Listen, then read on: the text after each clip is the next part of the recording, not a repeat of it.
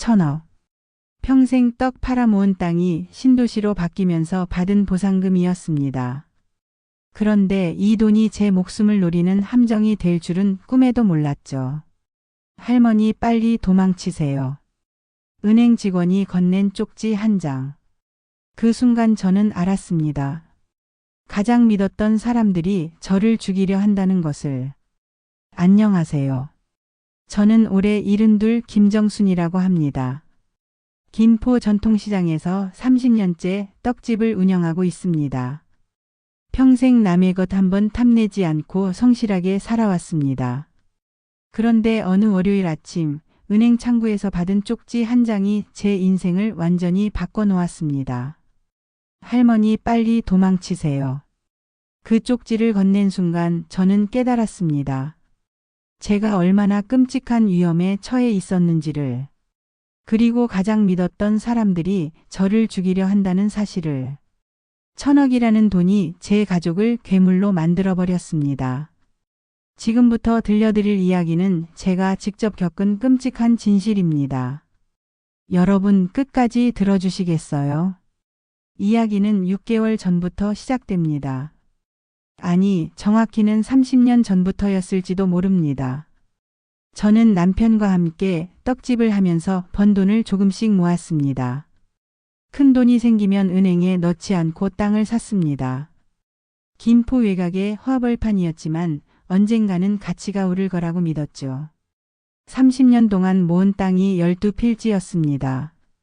그러던 어느 날 청천벽력 같은 소식이 들려왔습니다. 김포 신도시 개발 예정지구에 제 땅이 전부 포함됐다는 거였습니다. 보상금 산정이 나왔을 때 저는 그 자리에서 주저앉았습니다. 1,000억. 1,000억이었습니다. 평생 떡 팔아서 조금씩 모은 땅이 1,000억의 가치가 된 겁니다. 보상금이 들어온 날 저는 은행에 모든 돈을 입금했습니다. 통장을 보는데 눈물이 핑 돌았습니다. 남편이 살아있었다면 얼마나 좋아했을까. 10년 전 세상을 떠난 남편 생각에 한참을 울었습니다. 그날 저녁 아들 준석이와 며느리 유진이를 불렀습니다. 준석아, 엄마가 이번에 땅 보상금을 받았어. 1,000억이야. 아들과 며느리의 얼굴이 순간 굳어졌습니다. 1,000억이요? 준석이 목소리가 떨렸습니다. 응. 나중에 너희한테 다 물려줄 거야. 걱정 마. 하지만 그 순간 며느리 유진의 눈빛이 이상하게 빛나는 걸 봤습니다. 어머니 대단하세요. 유진이 환하게 웃었지만 그 미소가 왠지 차갑게 느껴졌습니다. 그날 이후 며느리의 태도가 조금씩 달라지기 시작했습니다.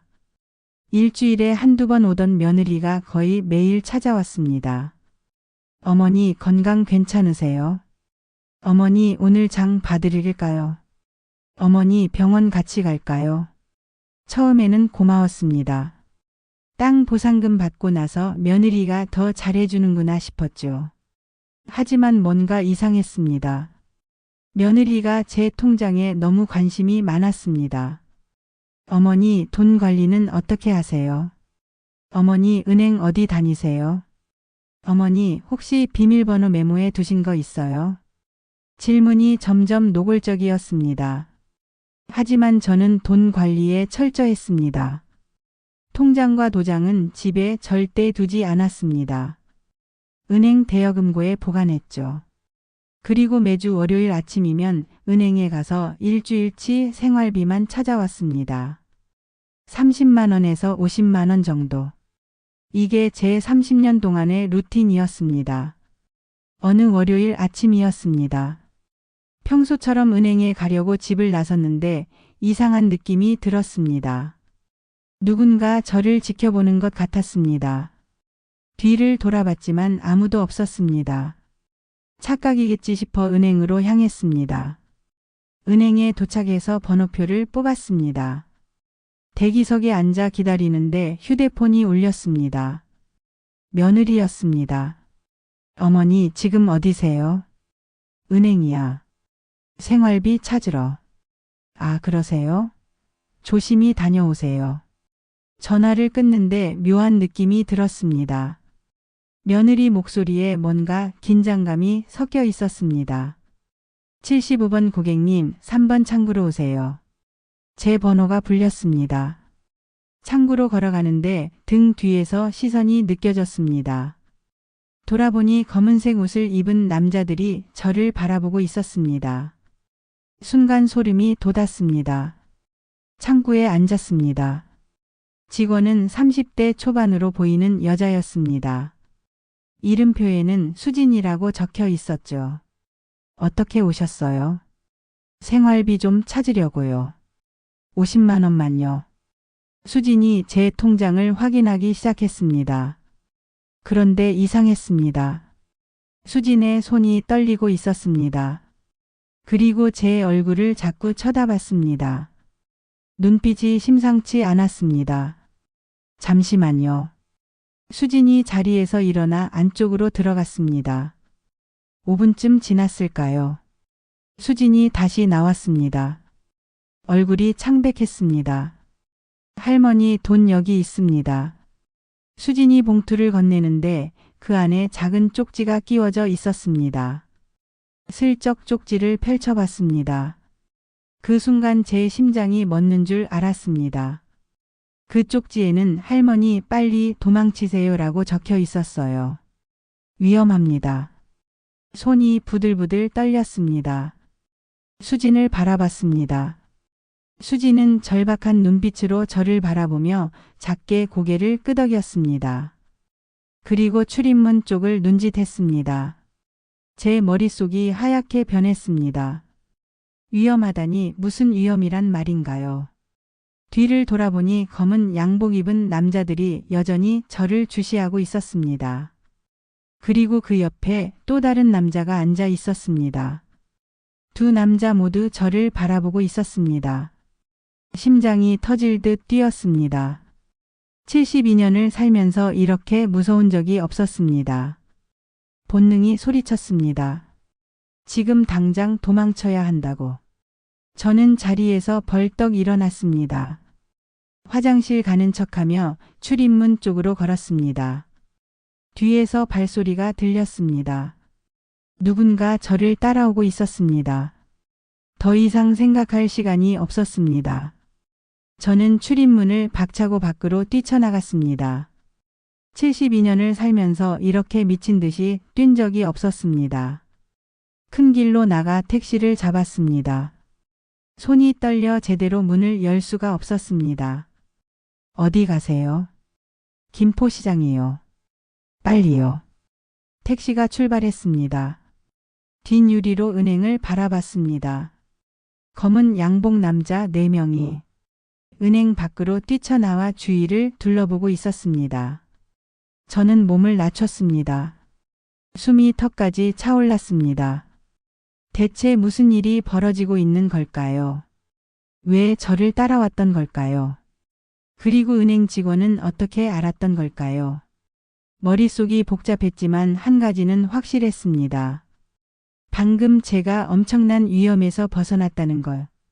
택시가 시장에 도착했습니다. 저는 30년 지기 친구 옥자의 건어물 가게로 향했습니다. 유일하게 믿을 수 있는 사람이었습니다. 정순아, 너 왜 이래? 얼굴이 왜 그래? 옥자가 깜짝 놀라며 저를 붙잡았습니다. 옥자야, 큰일 났어. 저는 방금 있었던 일을 모두 털어놓았습니다. 은행 직원이 건넨 쪽지, 저를 따라오던 남자들. 옥자의 얼굴이 점점 굳어졌습니다. 정순아, 이거 심상치 않아. 분명 뭔가 있어. 나도 그렇게 생각해. 근데 누가 날 노리는 걸까? 옥자가 잠시 생각하더니 조심스럽게 입을 열었습니다. 정순아, 혹시 내 가족은 아닐까? 뭐? 생각해봐. 1,000억이야, 1,000억. 그 돈 때문에 사람이 변할 수도 있어. 아니야. 준석이가 무슨 내 아들이 날 해치려 할 리가 없어. 하지만 제 목소리에 확신이 없었습니다. 최근 며느리의 이상한 행동들이 머릿속을 스쳤습니다. 집요한 질문들, 통장에 대한 관심, 매일같이 찾아오던 방문. 그때 핸드폰이 울렸습니다. 며느리였습니다. 손이 떨렸지만 전화를 받았습니다. 어머니 어디세요? 은행에서 무슨 일 있었어요? 며느리 목소리에 초조함이 묻어났습니다. 아무 일도 없었어. 그냥 집에 왔어. 거짓말이었습니다. 정말요? 그럼 지금 집에 계세요. 제가 갈게요. 아니야, 괜찮아. 피곤해서 좀 쉬려고. 어머니, 제가 저녁 해드릴게요. 30분 후에 갈게요. 전화가 끊겼습니다. 옥자가 제 얼굴을 바라봤습니다. 며느리지? 응. 정순아, 일단 집에 가지 마. 여기 있어. 하지만 며느리가 집에 가면 내가 없는 거 알 텐데. 그때 가게 문이 열렸습니다. 30대 여자가 급하게 들어왔습니다. 은행 직원 수진이었습니다. 할머니 찾았네요. 수진이 숨을 헐떡이며 말했습니다. 당신 어떻게 여길? 시장 사람들한테 물어봤어요. 김정순 할머니 아냐고. 수진이 제 앞에 앉으며 말했습니다. 할머니 급한 얘기가 있어요. 뭔데요? 수진이 가방에서 노트북을 꺼냈습니다. 화면을 보여주며 말했습니다. 이거 보세요. 화면에는 CCTV 영상이 재생되고 있었습니다. 며느리 유진과 아들 준석이 카페에 앉아 있었습니다. 그리고 그들 앞에는 검은 양복을 입은 남자 2명이 있었습니다. 오늘 아침에 저를 따라왔던 그 남자들이었습니다. 수진이 볼륨을 높였습니다. 대화 소리가 들렸습니다. 월요일마다 은행 간다고 했죠? 준석의 목소리였습니다. 네, 정확히 오전 10시쯤 3번 창구로 갑니다. 남자의 목소리가 이어졌습니다. 그럼 그때 하면 되겠네요. 은행에서 사고처럼 보이게. 며느리 유진의 목소리가 들렸습니다. 흔적 남기면 안 돼요. 깔끔하게 처리해야 해요. 알겠습니다. 저희는 전문가니까 걱정 마세요. 저는 숨이 막혔습니다. 아들과 며느리가 저를 죽이려 하고 있었습니다. 영상이 계속 재생됐습니다. 돈은 언제 받나요? 준석이 물었습니다. 일 끝나고요. 3억입니다. 3억. 그래도 1,000억에 비하면 싼 거죠. 상속세만 수백억인데. 며느리가 웃으며 말했습니다. 상속세. 그들은 상속세를 아끼려고 저를 죽이려는 거였습니다. 영상이 끝났습니다. 저는 멍하니 화면을 바라봤습니다. 40년을 키운 제 아들이 저를 죽이려 하고 있었습니다. 평생 떡 팔아서 대학 보내고 결혼시키고 집 사주고. 그렇게 키운 아들이 이제 저를 죽이려 하다니. 옥자가 제 어깨를 붙잡았습니다. 정순아. 저는 아무 말도 할 수 없었습니다. 목이 메어 소리가 나오지 않았습니다. 수진이 조심스럽게 말했습니다. 할머니, 저 사실 우연히 이 대화를 들었어요. 어떻게? 제 남자친구가 그 카페 직원이에요. CCTV 관리하는 일을 하는데 우연히 이 영상을 봤대요. 그래서 저한테 보여줬고 저는 할머니 얼굴을 알고 있었죠. 매주 월요일마다 오시니까. 수진이 계속 말했습니다. 그래서 오늘 할머니께 쪽지를 드린 거예요. 경찰에 신고하려고 했는데 증거가 이것뿐이라서. 그리고 저 남자들 뒤에 큰 조직이 있는 것 같았어요. 조직? 네. 전문적으로 이런 일을 하는 사람들인 것 같아요. 제 머릿속이 복잡했습니다. 아들과 며느리가 살인 청부업자를 고용했다는 말입니다. 그것도 저를 죽이기 위해. 옥자가 수진에게 물었습니다. 이 영상 경찰한테 줘야 하는 거 아니에요? 그러려고 했는데 할머니 의견을 먼저 듣고 싶었어요. 수진이 저를 바라봤습니다. 저는 고개를 끄덕였습니다. 경찰에 신고하세요. 제 아들이라도 저를 죽이려 했으면 처벌받아야죠. 목소리가 떨렸지만 단호했습니다. 그날 저녁 수지는 영상을 들고 경찰서로 갔습니다. 저와 옥자는 가게에 남아 기다렸습니다. 핸드폰이 계속 울렸습니다. 며느리와 아들에게서 온 전화였습니다. 하지만 저는 받지 않았습니다. 2시간 후 수진에게서 전화가 왔습니다. 할머니, 경찰이 움직이기 시작했어요. 내일 아침에 아드님과 며느리분을 소환할 거래요. 고마워요, 수진아. 천만에요, 할머니. 할머니 무사하셔야 해요. 전화를 끊고 저는 창밖을 바라봤습니다. 내일이면 모든 게 끝날 것입니다.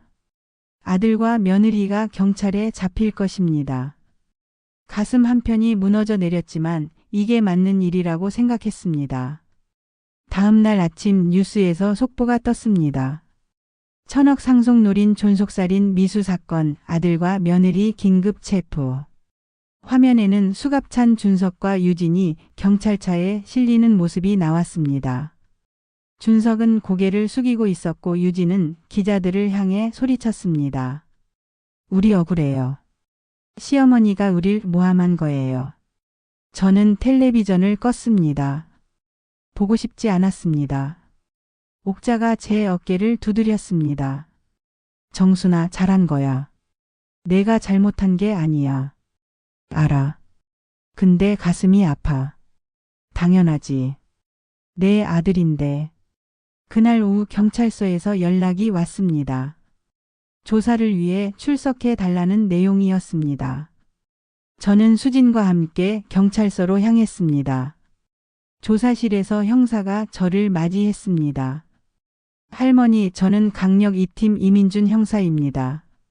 형사는 40대 초반으로 보이는 남자였습니다. 할머니, 일단 안전하셔서 다행입니다. 고맙습니다. 영상을 보니 아드님과 며느리분이 명백히 살인 청부를 의뢰했습니다. 하지만 문제가 하나 있습니다. 무슨 문제요?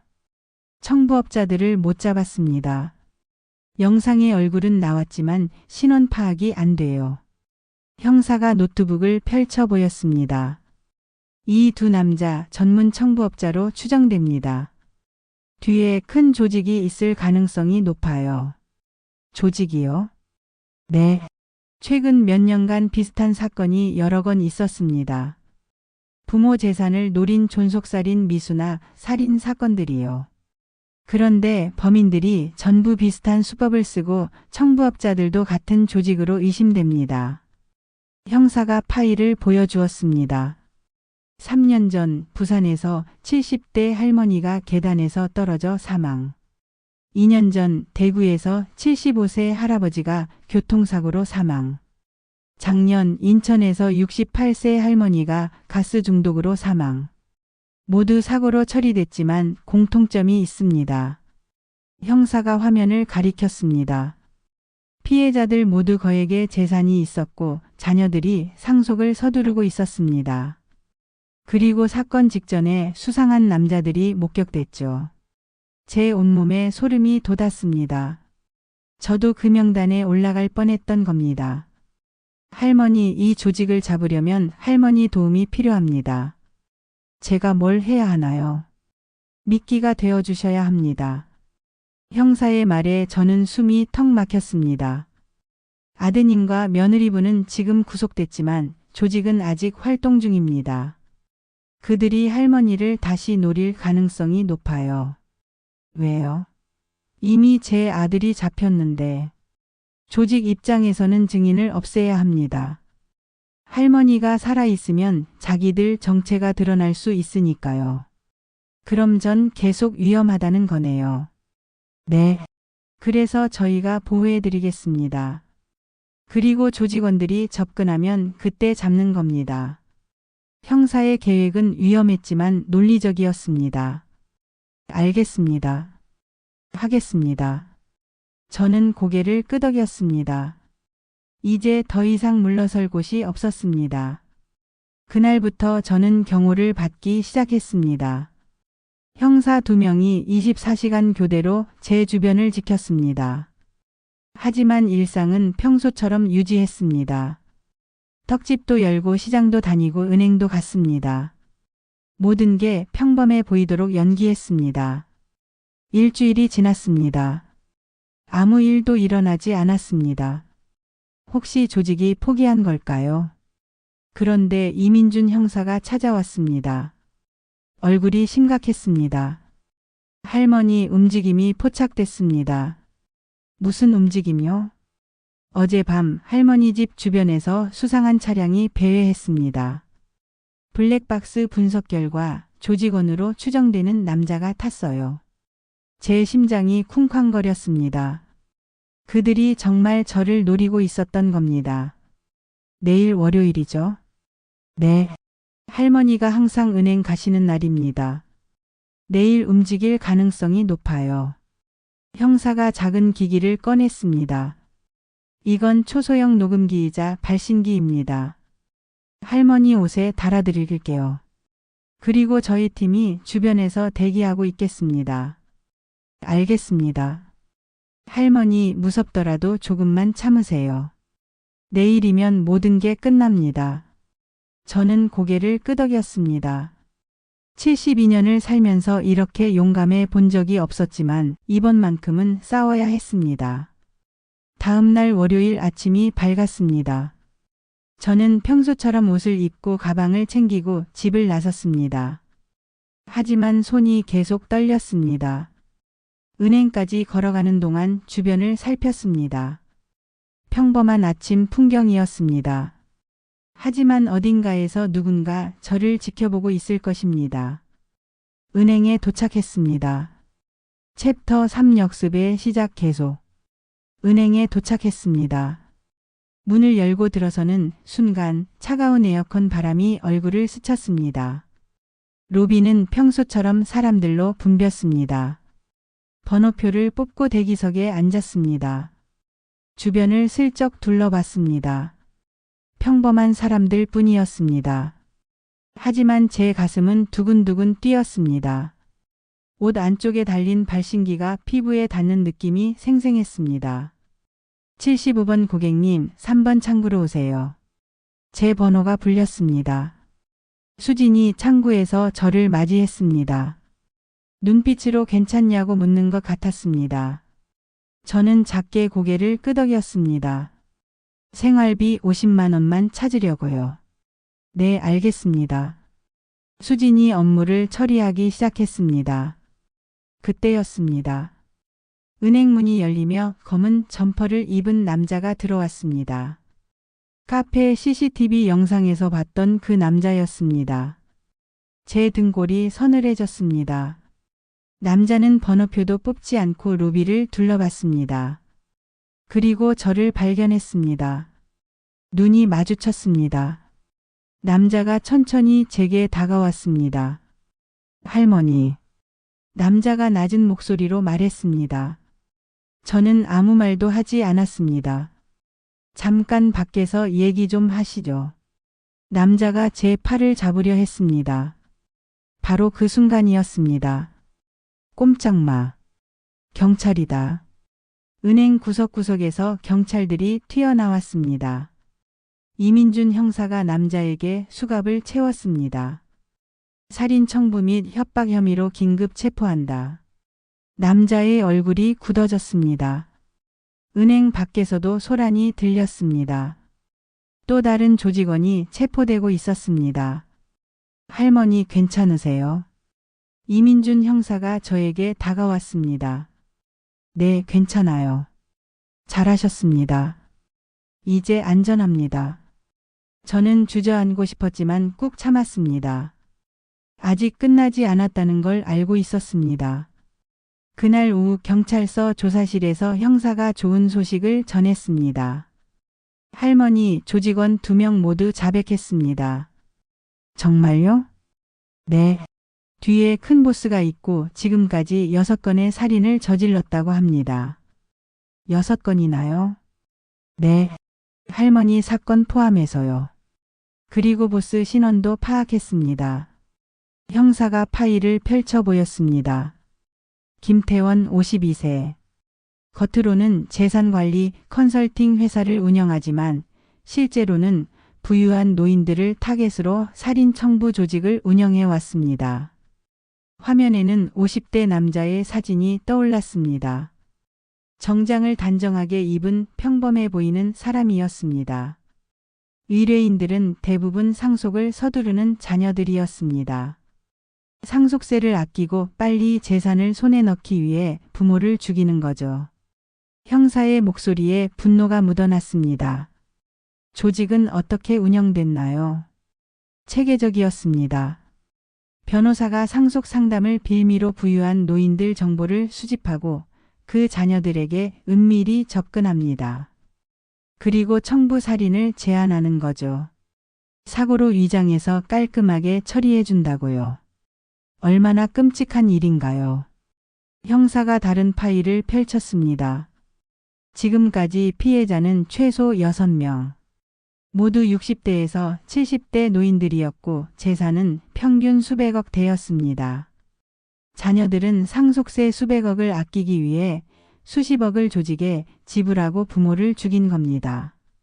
제 가슴이 먹먹해졌습니다. 그럼 제 아들도 그런 제안을 받은 건가요? 네. 며느리분이 먼저 조직에 접촉했다고 합니다. 며느리가요? 네. 박유진 씨가 인터넷으로 조직을 찾아냈고 아드님을 설득했다고 합니다. 준석이가 설득당했다는 말에 제 마음 한편이 약간 누그러졌습니다. 하지만 아들도 동의했다는 사실은 변하지 않았습니다. 언제 김태원을 잡을 건가요? 내일 새벽에 급습합니다. 조직원들 자백으로 아지트 위치를 파악했어요. 할머니도 함께 가시겠어요? 저는 고개를 끄덕였습니다. 네, 제 눈으로 보고 싶어요. 다음 날 새벽 5시. 저는 이민준 형사의 차를 타고 경기도 외곽으로 향했습니다. 특공대 차량 3대가 앞뒤로 호위했습니다. 30분쯤 달려 한적한 주택가에 도착했습니다. 저기 2층 건물입니다. 형사가 가리킨 곳에는 평범한 주택이 있었습니다. 겉으로 보기에는 너무나 평범했습니다. 하지만 그 안에서 끔찍한 일들이 계획되고 있었던 겁니다. 준비됐나? 형사가 무전기로 지시했습니다. 돌입. 특공대원들이 문을 부수고 들어갔습니다. 쾅쾅쾅. 고함 소리가 들렸습니다. 10분 후 형사들이 사람들을 끌고 나왔습니다. 김태원과 조직원 5명이었습니다. 모두 수갑이 채워져 있었습니다. 김태원이 저를 보더니 비웃었습니다. 할머니 운이 좋으셨네요. 저는 그를 똑바로 바라봤습니다. 당신 같은 사람 때문에 얼마나 많은 사람이 죽었는지 알아요. 김태원이 어깨를 으쓱했습니다. 비즈니스였을 뿐이에요. 수요가 있으니 공급한 거죠. 제 주먹이 불끈 쥐어졌습니다. 하지만 곧 경찰차에 실려갔습니다. 할머니 끝났습니다. 이민준 형사가 제 어깨를 두드렸습니다. 정말 끝난 건가요? 네. 조직 전체를 소탕했습니다. 이제 정말 안전합니다. 저는 깊게 숨을 들이마셨습니다. 끝났습니다. 긴 악몽이 드디어 끝났습니다. 챕터 4 법정에서 3개월 후 법정에 섰습니다. 피고석에는 아들 준석, 며느리 유진, 그리고 김태원과 조직원들이 앉아 있었습니다. 재판장이 입장했습니다. 방청석은 기자들과 시민들로 가득 찼습니다. 이 사건은 전국적으로 큰 이슈가 됐습니다. 1000억 상속을 노린 존속살인 미수 사건. 그리고 그 배후의 살인 청부 조직. 언론은 연일 이 사건을 보도했습니다. 증인 김정순 씨 앞으로 나오세요. 저는 증인석에 섰습니다. 떨리는 손으로 선서를 했습니다. 증인은 피고인 이준석과 어떤 관계입니까? 제 아들입니다. 재판장이 물었습니다. 아들이 증인을 죽이려 했다는 사실을 알았을 때 어떤 기분이었습니까? 저는 아들을 바라봤습니다. 준석은 고개를 숙이고 있었습니다. 믿을 수 없었습니다. 40년을 키운 제 아들이 저를 죽이려 한다는 게 목소리가 떨렸습니다. 하지만 동시에 무서웠습니다. 돈이 사람을 이렇게까지 변하게 만든다는 게 재판장이 고개를 끄덕였습니다. 증인은 피고인들에게 어떤 처벌을 원합니까? 저는 잠시 망설였습니다. 그리고 입을 열었습니다. 법대로 처벌해 주세요. 아들이지만 잘못은 잘못입니다. 방청석에서 웅성거림이 일었습니다. 증인석에서 내려왔습니다. 자리로 돌아가는데 준석이 저를 바라봤습니다. 눈물이 가득한 얼굴이었습니다. 입모양으로 미안해요라고 말했습니다. 저는 고개를 돌렸습니다. 며칠 후 판결이 나왔습니다. 재판장이 판결문을 읽기 시작했습니다. 피고인 김태원. 살인 청부 조직을 운영하며 6건의 살인을 교사한 죄로 무기징역에 처한다. 방청석에서 환호성이 터졌습니다.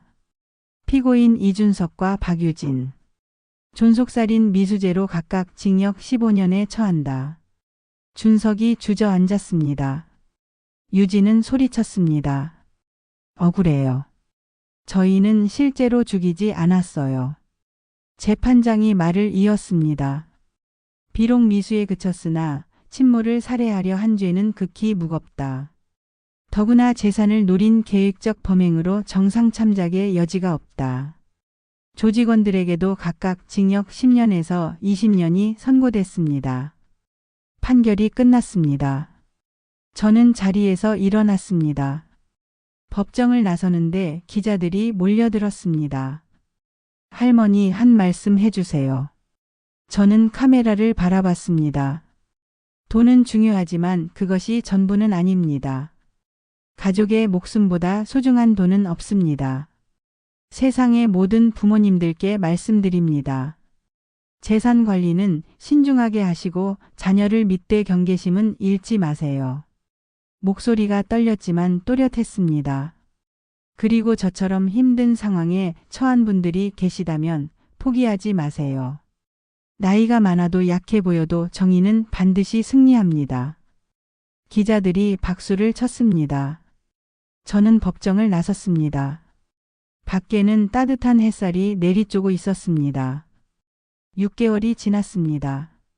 저는 다시 일상으로 돌아왔습니다.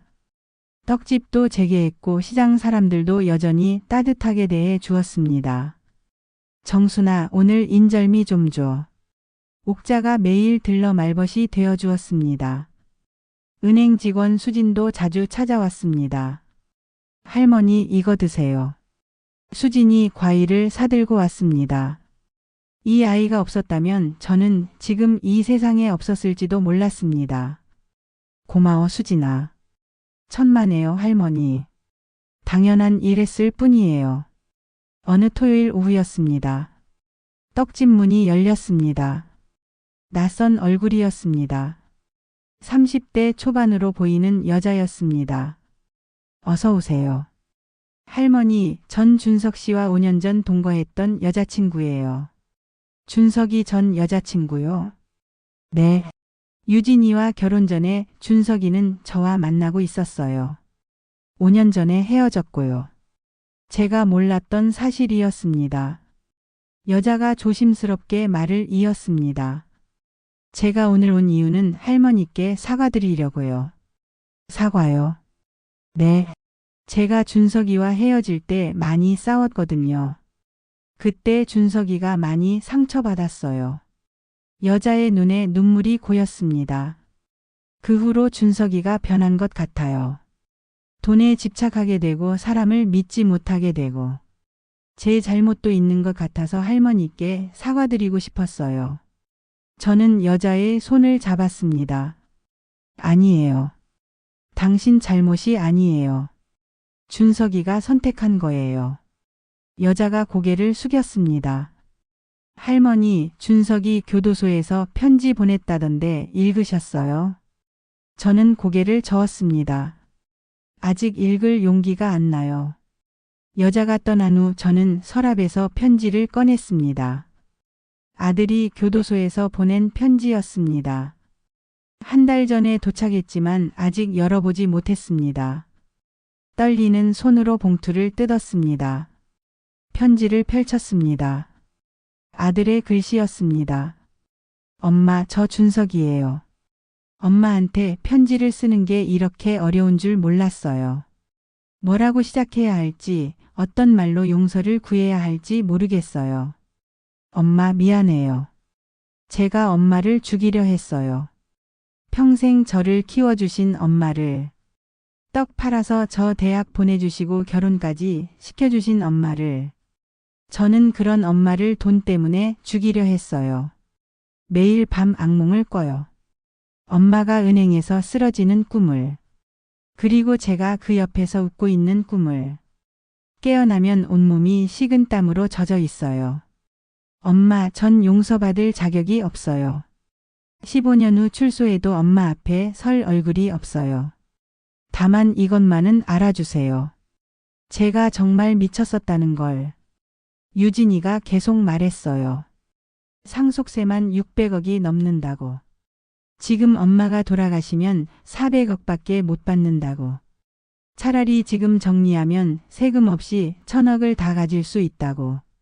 처음에는 거절했어요. 하지만 유진이가 계속 설득했어요. 그리고 저도 욕심이 났어요. 1000억이라는 돈에 눈이 멀었어요. 엄마, 돈이 저를 괴물로 만들었어요. 아니, 제가 스스로 괴물이 된 거예요. 교도소에서 매일 참회하고 있어요. 엄마, 미안해요. 정말 미안해요. 이 말밖에 할 수가 없어요. 15년 후 제가 다시 세상에 나갈 수 있다면 그때는 진짜 사람으로 살게요. 엄마가 자랑스러워할 아들로 살게요. 엄마, 건강하세요. 제발 건강하세요. 못난 아들 준석 올림. 편지를 다 읽고 나니 눈물이 주르륵 흘러내렸습니다. 미워하고 싶었지만 그래도 제 아들이었습니다. 40년을 키운 제 자식이었습니다. 저는 편지를 가슴에 안았습니다. 그날 밤 저는 편지에 답장을 썼습니다. 준석아, 엄마야. 편지 잘 받았어. 엄마도 뭐라고 써야 할지 모르겠구나. 용서한다고 말하면 거짓말 같고 용서 못한다고 하면 너무 매정한 것 같고. 솔직히 말하면 아직도 무서워. 내 아들이 날 죽이려 했다는 게. 밤에 자다가도 깨. 누군가 날 해칠까봐. 근데 말이야. 그래도 넌 내 아들이야. 내가 배 아파 낳은 내 자식이야. 미운 정, 고운 정 다 든 내 아들이야. 엄마가 너를 완전히 용서할 수 있을지는 모르겠어. 시간이 필요할 것 같아. 하지만 한 가지는 확실해. 엄마는 널 포기하지 않을 거야. 15년 후 내가 나오면 엄마가 떡 해줄게. 내가 제일 좋아하던 쑥인절미 말이야. 그때까지 엄마 건강하게 잘 있을게. 너도 건강해라. 엄마가. 편지를 봉투에 넣고 우표를 붙였습니다. 내일 아침 우체통에 넣어야겠습니다. 창밖을 바라봤습니다.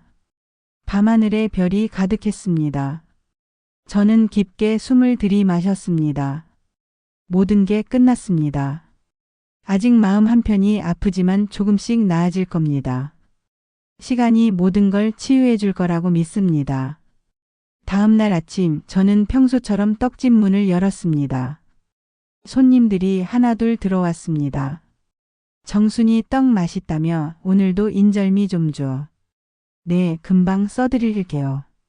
떡을 빚으며 저는 생각했습니다. 인생은 참 이상합니다. 가장 큰 행운이 가장 큰 불행이 될 수도 있고 가장 큰 위기가 새로운 시작이 될 수도 있습니다. 1000억이라는 돈은 제게 죽음의 위협을 가져왔지만 동시에 삶의 소중함을 깨닫게 해줬습니다. 그리고 진짜 가족이 누구인지 알게 해줬습니다. 혈연으로 맺어진 아들보다 저를 지켜준 옥자와 수진이가 더 진짜 가족이었습니다. 오후가 되자 수진이 들렀습니다. 할머니, 오늘 떡 장사 잘 되세요? 응, 덕분에 잘 되고 있어. 수진이 웃으며 말했습니다. 할머니, 저 다음 달에 결혼해요. 정말? 축하해, 수진아. 네. 그 카페 직원이요. CCTV 영상 보여준 그 남자친구요. 수진의 얼굴이 환하게 빛났습니다. 결혼식에 꼭 와주세요, 할머니. 당연하지. 떡은 내가 준비할게. 정말요? 감사합니다, 할머니. 수진이 기뻐하며 안아주었습니다. 저는 수진의 등을 토닥였습니다. 이 아이에게 복이 많이 오기를 기도했습니다. 그날 저녁 옥자와 함께 시장 근처 식당에서 저녁을 먹었습니다. 정순아, 요즘 표정 좀 밝아진 것 같아. 그래? 나도 그런 것 같아. 조금씩 나아지고 있어. 잘 됐다. 내가 힘들어하는 거 보니까 내가 다 마음 아팠어. 옥자야, 고마워. 내가 없었으면 난 진작 무너졌을 거야. 무슨 소리야. 우리 30년 친구인데. 옥자가 제 손을 꽉 잡았습니다. 앞으로도 계속 친구하자. 당연하지.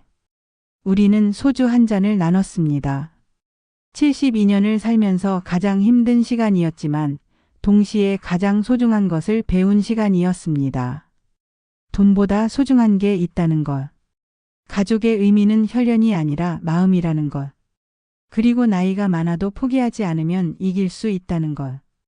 1년이 지났습니다. 저는 여전히 떡집을 운영하고 있습니다. 1,000억은 일부를 사회에 기부하고 나머지는 신탁으로 묶어두었습니다. 제가 죽은 후에는 불우한 청소년들을 위한 장학금으로 쓰일 겁니다. 준석이에게는 한 푼도 주지 않기로 했습니다. 그 돈이 다시 그를 괴물로 만들까 봐 두렵습니다. 대신 출소 후 작은 가게 하나 정도는 차려줄 생각입니다. 스스로 일하며 살 수 있도록요. 어느 일요일 오후 교도소로 면회를 갔습니다. 준석이와 마주 앉았습니다. 1년 만에 보는 아들은 많이 수척해져 있었습니다. 엄마. 준석이 목소리가 떨렸습니다. 잘 지냈니? 네, 엄마. 엄마는요? 엄마도 잘 지냈어. 침묵이 흘렀습니다. 준석이 먼저 입을 열었습니다. 엄마 편지 받았어요. 고마워요. 저는 고개를 끄덕였습니다. 엄마, 저 진짜 열심히 살게요. 사람답게 살게요. 그래. 엄마가 기다릴게. 준석이 눈물을 흘렸습니다. 저도 눈물이 핑 돌았습니다. 면회 시간이 끝났습니다. 일어서는데 준석이 말했습니다.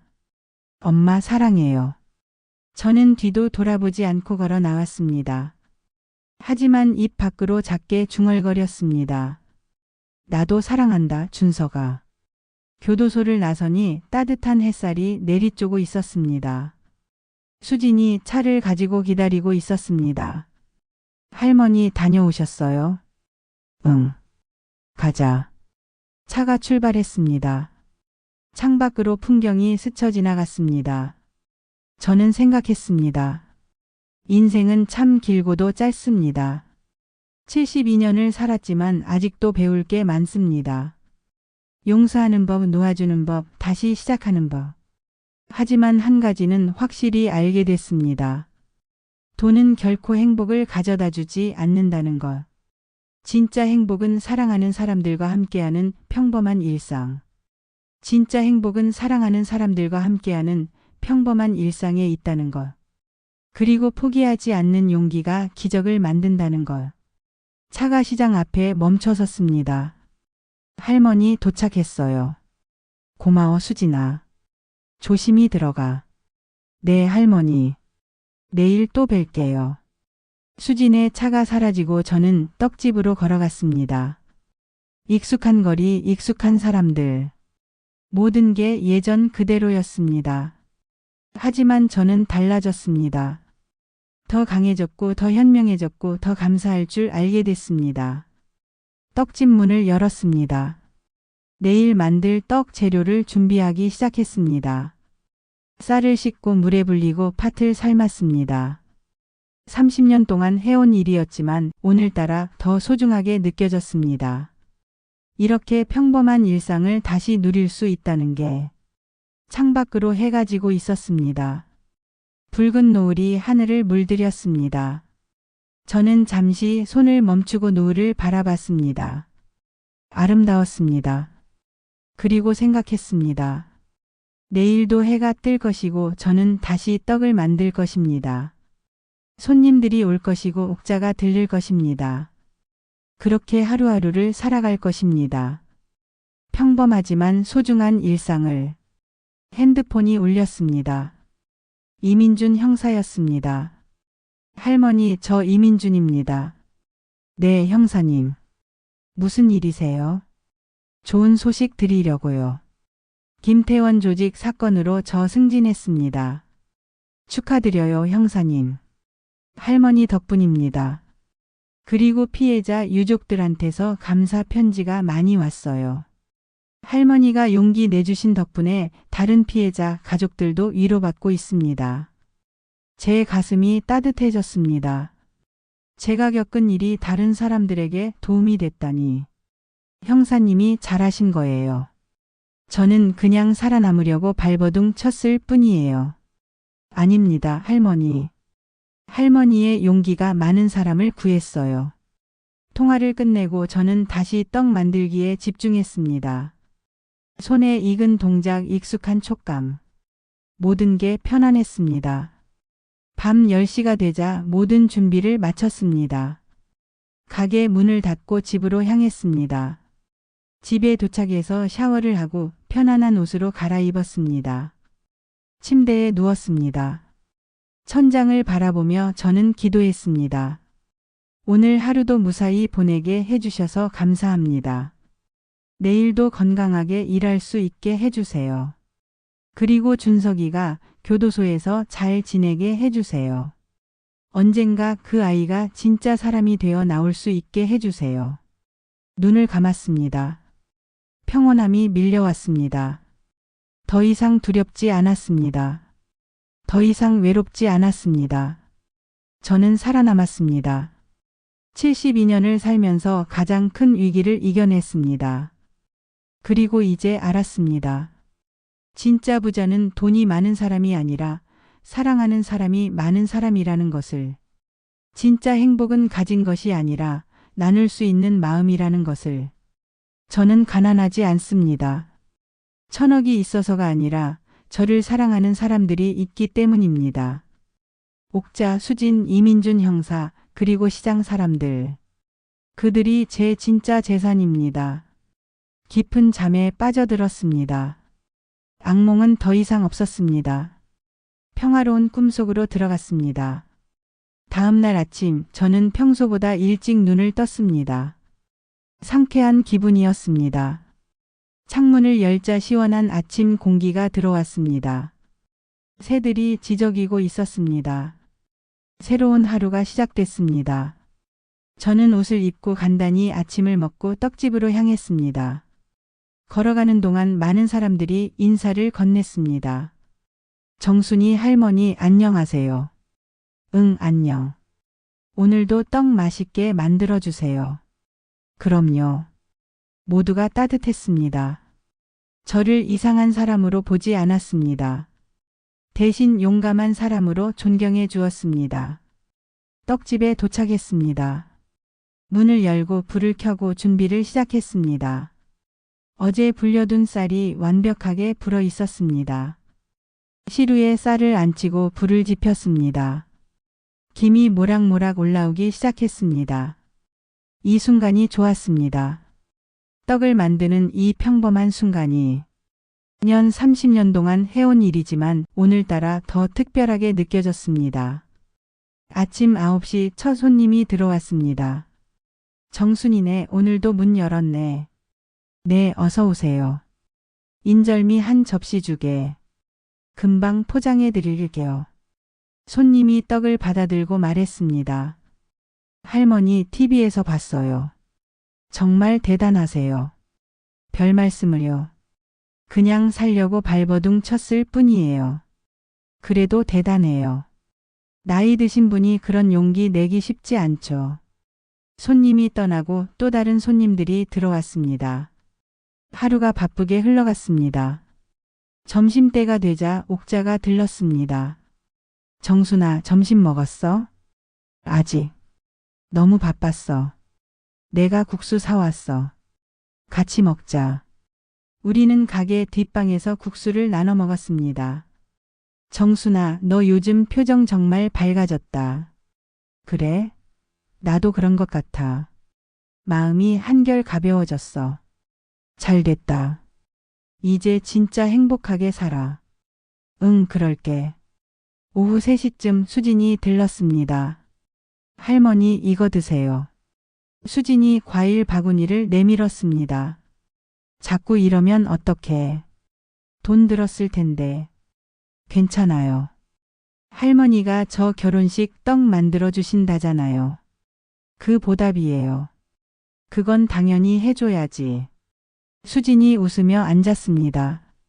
할머니, 저 다음 주에 신혼여행 가요. 제주도로요. 좋겠다. 재미있게 다녀와. 네. 돌아와서 사진 보여드릴게요. 수진의 얼굴이 행복으로 빛났습니다. 이 아이가 행복하니 저도 행복했습니다. 저녁 6시 가게 문을 닫았습니다. 오늘도 무사히 하루를 마쳤습니다. 집으로 걸어가는데 하늘에 별이 가득했습니다. 저는 멈춰 서서 별을 올려다봤습니다. 남편이 저 별 중 하나가 됐을까요? 저를 지켜보고 있을까요? 여보, 나 잘 살고 있어. 힘들었지만 이겨냈어. 이제 괜찮아. 바람이 불었습니다. 남편의 대답 같았습니다. 저는 미소를 지으며 다시 걸었습니다. 집에 도착해서 문을 열었습니다. 따뜻한 집이었습니다. 이제 이 집에서 혼자 있어도 두렵지 않습니다. 저녁을 간단히 먹고 TV를 켰습니다. 뉴스가 나오고 있었습니다. 김태원 조직 사건 2심도 무기징역 선고. 화면에는 법정에서 판결을 받는 김태원의 모습이 나왔습니다. 재판장이 말했습니다. 피고인은 반성의 기미가 전혀 보이지 않으며 재범의 위험성이 높다. 따라서 1심 판결을 그대로 유지한다. 김태원이 항소하겠다고 소리쳤지만 이미 끝난 일이었습니다. 저는 TV를 껐습니다. 더 이상 그 사람들에 대해 생각하고 싶지 않았습니다. 이제 제 인생을 살아야 했습니다. 침대에 누웠습니다. 편안했습니다. 12년을 살면서 가장 평온한 밤이었습니다. 눈을 감으며 생각했습니다. 내일도 모레도 앞으로도 저는 제 인생을 살아갈 것입니다. 떡을 만들고 손님을 맞이하고 친구들과 웃고 별을 보며 남편을 그리워하고 그렇게 평범하게 하지만 소중하게. 이것이 제가 원했던 삶입니다. 이것이 제가 지켜낸 삶입니다. 그리고 이것이 제가 앞으로 살아갈 삶입니다. 깊은 잠에 빠져들었습니다. 평화로운 꿈속으로. 여러분, 오늘 이야기는 어떠셨나요? 김정순 할머니의 이야기는 우리에게 많은 것을 생각하게 합니다. 돈이 가족을 파괴할 수 있다는 것. 하지만 용기와 정의는 결국 승리한다는 것. 그리고 진짜 가족은 혈연이 아니라 마음으로 맺어진다는 것. 나이가 많다고 약해 보인다고 포기하지 마세요. 정의를 위해 싸우는데 나이는 중요하지 않습니다. 세상의 모든 어르신들께 말씀드립니다. 재산 관리는 신중하게 하시고 가족을 믿되 맹목적으로 믿지는 마세요. 그리고 무엇보다 당신의 목숨이 가장 소중하다는 것을 잊지 마세요. 오늘 이야기가 도움이 되셨다면 구독과 좋아요, 알림 설정 꾹 눌러주세요. 댓글로 어디서 시청하고 계신지 그리고 여러분의 생각을 남겨주세요. 다음에도 더 좋은 이야기로 찾아뵙겠습니다. 건강하시고 행복하세요. 감사합니다.